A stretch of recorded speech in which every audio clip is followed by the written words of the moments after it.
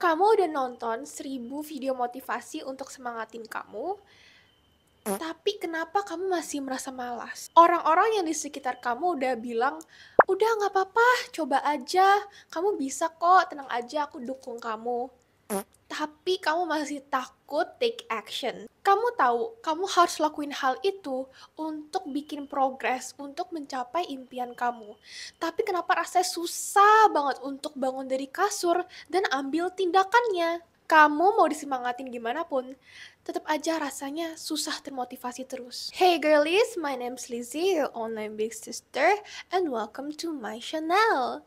Di video sebelumnya, aku ada kasih tahu ke kamu cara aku mencapai target 1 tahun dalam 3 bulan aja. Tapi, aku tahu betul pasti kamu merasa malas. Maka dari itu, di video ini aku akan kasih kamu tamparan supaya kamu sadar apa sih yang bikin kamu merasa malas terus, apa yang tahan kamu untuk mengubah hidup kamu. Dan tentu aja aku akan share cara supaya kamu lepas dari lingkaran malas ini. Warning, kadang kata-kata aku tajam.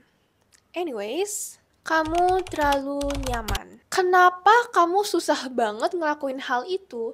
Padahal kamu tahu justru hal itu yang bisa mengubah hidup kamu menjadi lebih baik. Itu karena pikiran bawah sadar kamu tahu kalau kamu ngelakuin hal itu, semua akan berubah. Pikiran bawah sadar kamu lebih milih ngelakuin sesuatu yang udah familiar, yang lebih kamu kenal. Kamu lebih milih ngelakuin sesuatu yang sama terus karena itu yang bisa kamu prediksi hasilnya gimana. Oh, kalau aku lakuin kayak gini, ya hasilnya seperti ini. Aku udah tahu. Kamu takut ngelakuin sesuatu yang sebelumnya kamu belum pernah lakukan karena kamu tahu itu udah di luar zona nyaman kamu. Dan kamu udah gak bisa prediksi lagi hasilnya gimana. Tiba-tiba kamu ditampar sama hal-hal baru, kesempatan baru, hari baru, hubungan dengan orang baru, dan pikiran kamu tuh susah memproses.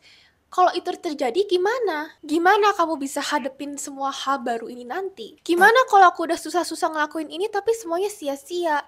Gimana kalau aku udah kenalan sama orang baru tapi orang baru itu gak suka sama aku? Pikiran negatif kamu itu justru yang membuli diri kamu sendiri untuk mundur lagi ke zona nyaman kamu. Kamu harus ubah pikiran bawah sadar kamu. Kamu harus sadar justru kamu yang ngebully diri kamu sampai kamu takut untuk keluar dari zona nyaman. Kenapa kamu sabotase masa depan kamu sendiri? Aku pun dulu juga sama. Di umur 17 tahun aku belum punya penghasilan. Dan aku juga gak mau bergantung sama uang jajan dari orang tua. Uang jajan pun juga gak cukup untuk beli semua barang yang aku mau. Dan aku tahu di umur segitu, di saat aku bahkan belum lulus SMA, lowongan kerja pun juga dikit. Apalagi pas itu masih pandemi. Aku tahu betul kesempatan aku yang paling baik adalah aku buka bisnis. Tapi aku singkirkan semua hal-hal yang harus aku lakuin untuk buka bisnis. Karena sebelumnya aku nggak pernah buka bisnis. Jadi aku nggak tahu apa yang aku lakuin. Pikiran bawah sadar aku udah pusing duluan. Gimana kalau semuanya sia-sia? Aku nggak paham marketing. Gimana kalau ada pembeli yang kasih review jelek? Gimana kalau pesanan yang aku kirim hilang di ekspedisi? Gimana aku urusnya? Bahkan aku juga nggak tahu cara gunain fitur-fitur Shopee, fitur-fitur Tokopedia. Banyak banget yang aku nggak ketahui. Aduh, pusing duluan. Aku nggak nyaman. Aku takut. Selama 1 tahun, aku nggak mulai-mulai. Tahu nggak aku ngapain? Aku main game. Selesai sekolah online, aku buka iPad, aku main Mobile Legends.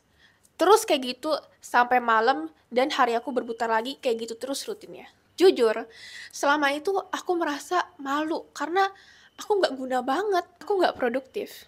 Tapi bodohnya aku mikir, oh nggak apa-apa, yang penting aku nyaman. Jangan salah, iya, aku nyaman setiap hari aku main game terus, rutinnya selalu sama. Tapi aku nggak bahagia, aku nggak mencapai apa-apa. Aku belum punya penghasilan, dan aku masih bergantung dengan uang jajan dari orang tua. Sampai akhirnya aku jijik sama diri sendiri. Jadi aku mulai take action, buka bisnis aku yang bernama Gumi Craft, dan mulai rancang DIY kit pertama aku. Jujur, pas tahap ini rasanya aku susah banget bergerak, sampai cici aku yang harus push aku setiap hari.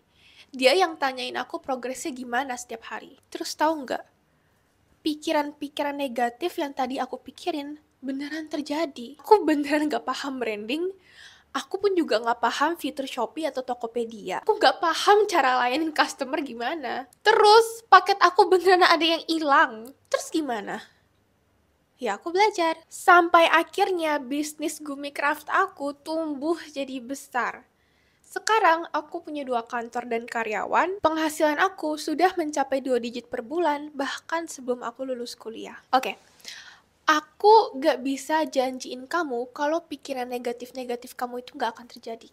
Sudah pasti kamu akan hadapin masalah yang baru. Sudah pasti ada di masanya kamu merasa takut karena kamu belum pernah ngehadapin ini sebelumnya. Sudah pasti ada orang yang gak suka sama kamu. Rasa takut itu manusiawi. Tapi, yang aku bisa janjiin ke kamu adalah kamu bisa belajar dan kamu bisa hadepin semua masalah itu. Coba kamu pikir, berapa kali kamu hadepin masalah yang kamu takutin, tapi ternyata lewat aja.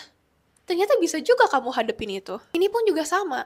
Jujur, aku merasa bersyukur banget punya cici yang bisa push aku untuk take action dan buka bisnis. Maka dari itu, aku juga mau jadi big sister untuk kamu, supaya kamu bisa mencapai potensi tertinggi kamu. Untuk melawan pikiran-pikiran negatif ini, aku punya tips untuk kamu. Cara ini aku udah pakai sejak 2 tahun lalu aku mulai bisnis sampai sekarang. Aku mau kamu punya persona negatif. Tunggu dulu, aku jelasin. Pisahin semua pikiran-pikiran negatif kamu itu dan kamu kumpulin untuk membentuk persona negatif kamu. Terus kamu namain persona negatif itu siapa? Terserah kamu pakai nama apa. Misalnya, nama persona negatif aku Patricia. Setiap aku mau coba hal baru, pasti ada aja pikiran yang negatif. Tapi, aku nggak anggap pikiran negatif itu punya aku. Melainkan, itu pikiran persona negatif aku, si Patricia ini. Sebelum aku mulai channel YouTube ini, Patricia udah berkicau. Kamu pasti gagal. Gimana kalau kamu gagal di depan orang-orang? Kalau kamu salah ngomong gimana? Kamu pasti udah nyerah duluan. Aku langsung shutdown pikiran Patricia. No, Patricia. Aku nggak bisa gagal kalau aku nggak berhenti mencoba. Semakin banyak aku buat kesalahan, semakin banyak kesempatan aku buat belajar. Aku konsisten. Dengan metode ini, kamu pisahkan kepercayaan kamu dengan pikiran negatif kamu. Karena sebenarnya pikiran negatif ini tuh bukan punya kamu, bukan kepercayaan kamu, tapi punya persona negatif yang kamu buat itu. Kamu shutdown bisikan persona negatif itu, dan kamu balas dengan positive self-talk. Mungkin ini awalnya aneh, tapi this is what works for me. Ini yang bekerja untuk aku. Dan aku tahu metode ini bisa membantu kamu lawan pikiran negatif. Motivasi eksternal versus motivasi internal. Ada 2 jenis motivasi. Motivasi eksternal dan motivasi internal. Motivasi eksternal adalah dorongan yang muncul karena faktor dari luar. Contohnya, penghargaan, pujian dari orang lain, dan pengakuan sosial. Sedangkan motivasi internal adalah dorongan yang muncul karena faktor dari dalam diri kita, tanpa ada paksaan atau hadiah eksternal.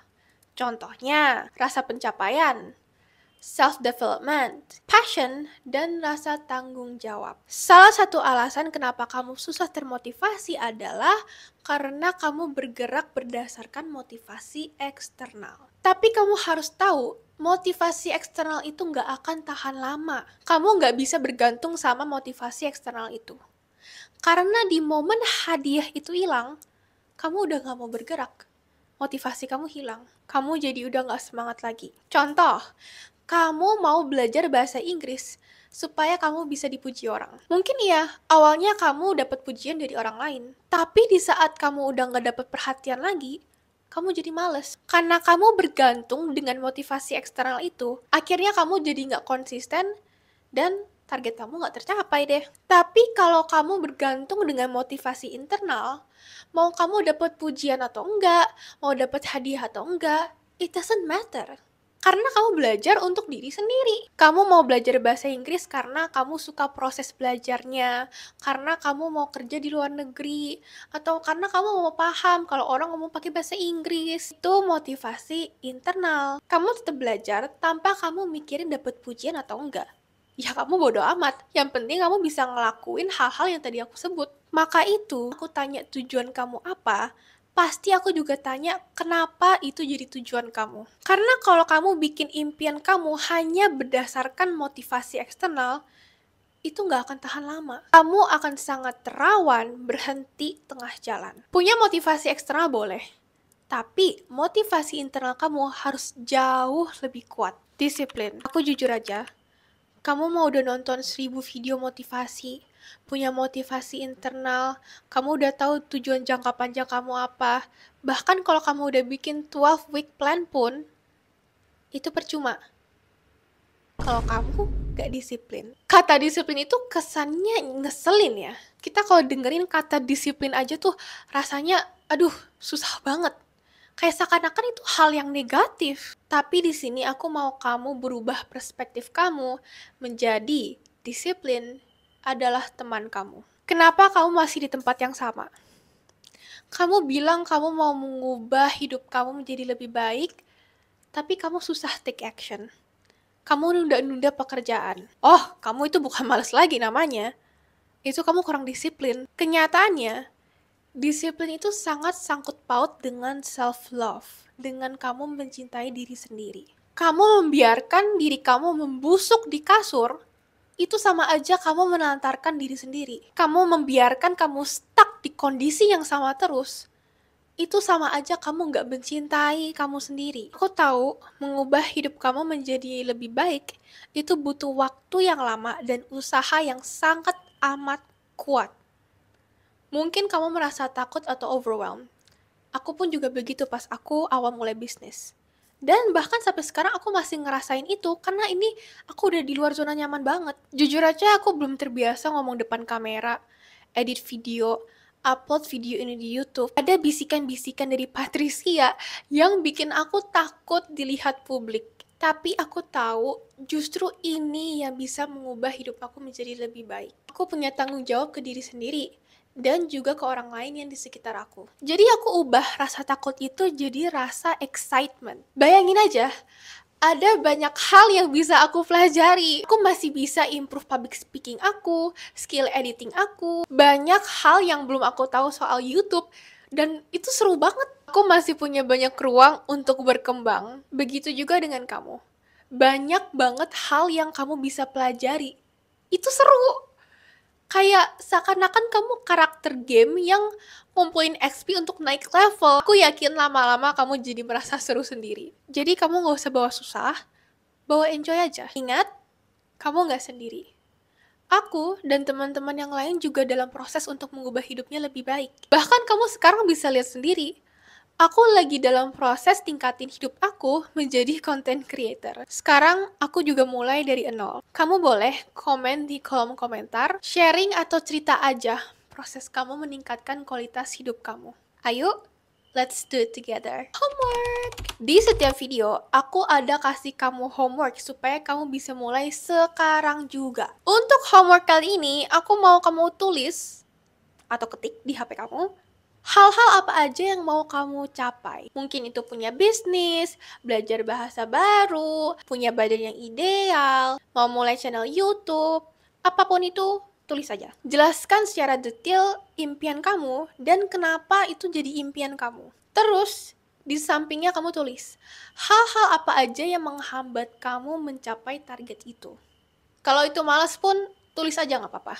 Supaya kamu paham betapa anehnya itu kamu jadikan itu sebagai alasan. Terus kamu klasifikasikan apa yang bisa kamu kontrol dan apa yang nggak bisa kamu kontrol. Lalu yang terakhir, apa yang bisa kamu lakuin untuk menghadapi hambatan-hambatan ini. Aku tadi ada bahas motivasi internal sebagai motivasi utama kamu. Tapi, kalau kamu masih belum dapat ide motivasi internal kamu apa, aku mau kamu nonton video ini.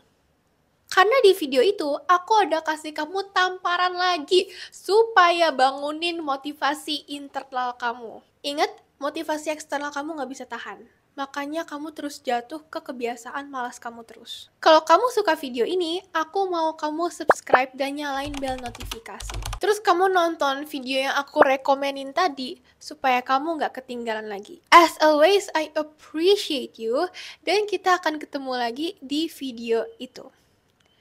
Take care, girlies!